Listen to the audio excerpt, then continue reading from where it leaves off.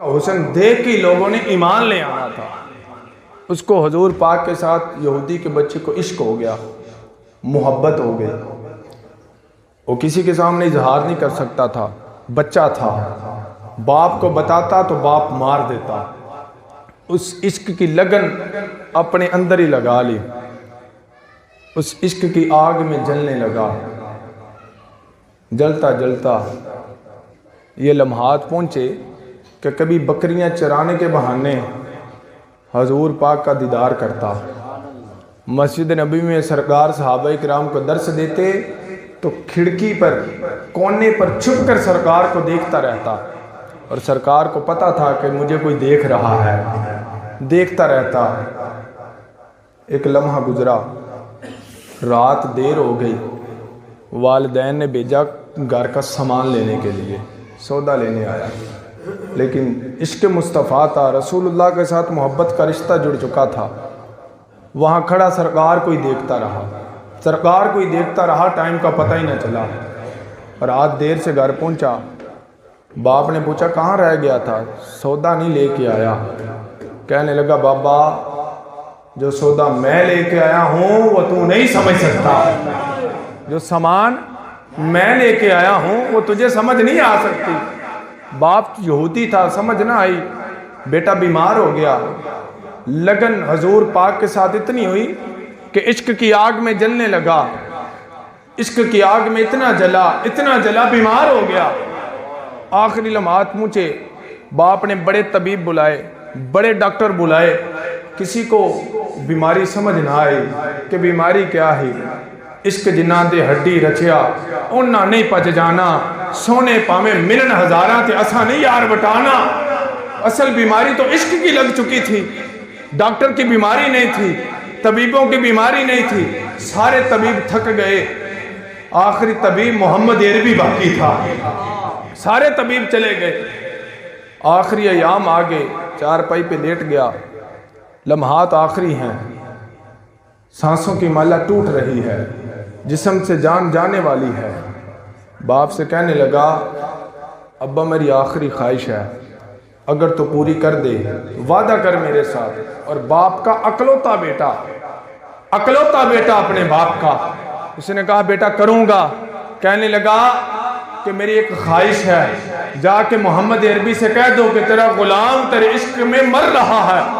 باپ یہودی تھا، غصہ آیا کہ یہ اس آگ میں جل رہا ہے، لیکن اولاد بیٹا لاڈلا تھا، بیٹے سے وعدہ کیا تھا۔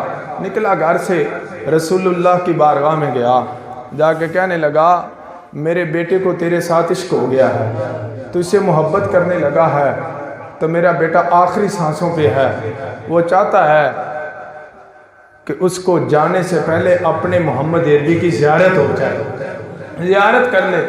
رسول اللہ صلی اللہ علیہ وسلم مسجد نبی میں تشریف فرما تھے، خود بھی اٹھے، صحابہ اکرام سے فرمایا میرے صحابہ چلو میرے ساتھ۔ اس یہودی کے گھر پہنچے تو بیٹے کی روح پرواز کر چکی تھی۔ اس باپ نے کہا اے بیٹا دیکھ تیرا محبوب آ گیا ہے، آنکھیں تو کھول۔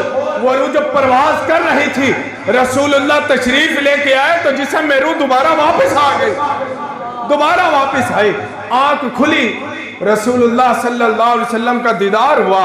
محبوب کریم نے فرمایا کہ کلمہ پڑھ کے مسلمان ہو جا۔ کہنے لگا قبر سے لے کے حشر تک میری جنت کی ضمانت آپ دے دیں، میری جنت کی ضمانت آپ دے دیں۔ رسول اللہ صلی اللہ علیہ وسلم نے کلمہ پڑھا کے مسلمان کیا، فرمایا اب سے لے کے جنت تک تیری ضمانت میں محمد عربی دیتا ہوں۔ کوئی نماز نہیں پڑھی، کوئی روزہ نہیں رکھا، کوئی حج نہیں کیا، کوئی زکوٰۃ نہیں دی، کوئی نفل نہیں پڑھا، رسول اللہ کے ساتھ عشق کیا ہے، آخری ایام پر کلمہ پڑھ کے مسلمان ہوا ہے، ابھی کلمہ پڑھتا ہے ادھر سے روح پرواز کر جاتی ہے۔ صحابہ کرام رضوان اللہ تعالی اجمعین بھی ساتھ ہیں۔ وہ یہودی باپ کہنے لگا کہ اب یہ میرا نہیں، یہ تو تیرا ہو چکا ہے، اب جنازہ میرے گھر سے نہیں تیرے گھر سے اٹھنا چاہیے، اب کفن میرے گھر سے نہیں تیرے گھر سے ہونا چاہیے، غسل میرے گھر سے نہیں تیرے گھر سے ہونا چاہیے۔ صحابہ اکرام سے محبوب کریم نے فرمایا اے ابو بکر اٹھا، اے عمر اٹھا، اے عثمان و علی ذرا میرے عاشق کو اٹھا کے لے آؤ، آج غسل بھی میں دوں گا کفن بھی میں ہی پہناؤں گا۔ فرمایا لاؤ میرے عاشق کو، غسل دیا گیا، کفن پہنایا گیا۔ رسول اللہ صلی اللہ علیہ وسلم نے قبر تیار کروا دی، قبر بھی تیار ہو گئی، جنازہ اٹھا، وہ عجیب منظر تھا۔ صحابہ اکرام فرماتے ہیں کہ ہم نے آج تک رسول اللہ کو ایسے جنازہ پڑھاتے یا لے جاتے نہیں دیکھا۔ حضور پاک صلی اللہ علیہ وسلم اپنی پاؤں کی انگلیوں پہ چل رہے ہیں، یہ انگلیاں لگا کر زمین پہ چل رہے ہیں۔ جنازگاہ تک گئے، جنت البقیع میں نماز جنازہ ادا ہو گئی۔ فرمایا قربان جائیں اس یہودی کے بچے پر، قربان جائیں اس یہودی کے بچے پر۔ اس کو قبر میں اتارنے کے لیے رسول اللہ خود نیچے تشریف لے گئے، خود لے گئے، سرکار خود قبر میں اترے، اس کو قبر میں لحد میں اتارا۔ اتارنے کے بعد حضور پاک صلی اللہ علیہ وسلم بڑی دیر کے بعد واپس آئے، چہرے پہ پسینہ ہے، ستاروں کی طرح پسینہ چمک رہا ہے، والضحیٰ کے مکھڑے پہ پسینہ چمک رہا ہے۔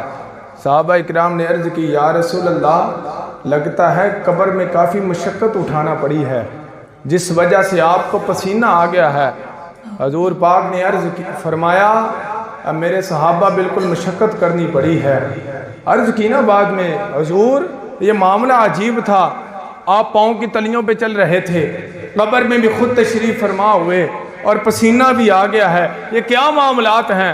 حضور پاک نے فرمایا میرے پیارے صحابہ یہ میرے اس عاشق کا جنازہ تھا کہ جب اس کا جنازہ اٹھا ہے رب کائنات نے جبریل سے فرمایا ہے اے جبریل آج میری ساری نوری مخلوق لے جا اور میرے محبت کے عاشق کے جنازے میں جا کے شامل ہو جا۔ فرمایا اس کے جنازے میں رب کے سارے فرشتے آ چکے تھے، اور فرمایا جب قبر میں لے کے میں نیچے گیا ہوں تو میرا اس سے وعدہ تھا کہ قبر سے لے کے حشر تک جنت تک کی ضمانت دی تھی۔ فرمایا میں نے اس سے وعدہ کیا تھا کہ تجھے جنت لے کے دوں گا، میں نے تو وعدہ کر لیا تھا، ابھی میں قبر میں نہیں اترا، ابھی میں قبر میں نہیں گیا کہ رب کائنات کی حوروں کا لشکر اتنی زیادہ تعداد میں تھا، کوئی یہ کہتی تھی اس عاشق کو میں نے لے کے جانا ہے، کوئی قافلہ کہتا تھا میں نے لے کے جانا ہے۔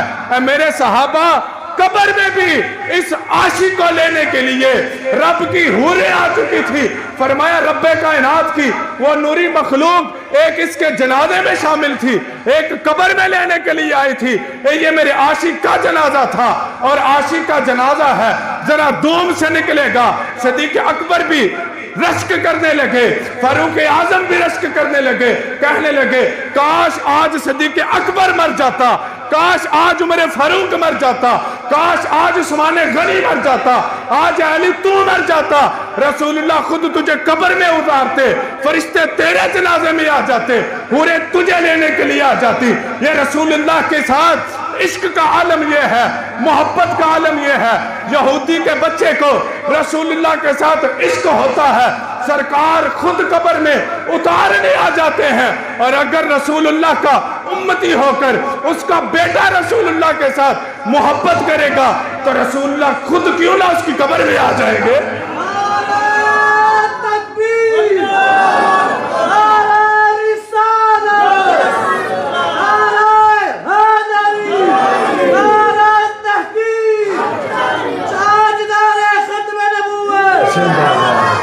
رہے گا یوں ہی ان کا چرچا